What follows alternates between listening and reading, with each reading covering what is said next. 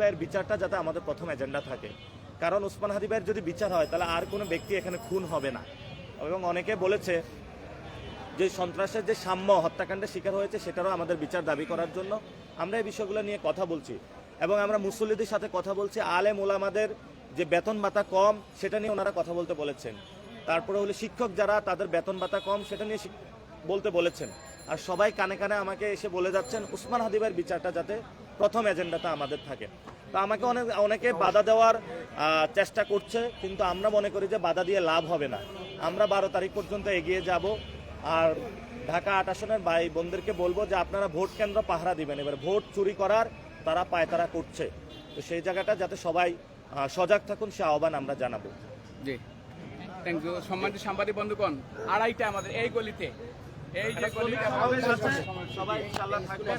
আর আমাদের 4টার নামাজ পড়বো বাইতুল মুকাররমে, সেখানে যেখানে সবচেয়ে চাঁদাবাজির স্পট ওইখানে আমরা মানুষের সাথে কথা বলবো ইনশাআল্লাহ।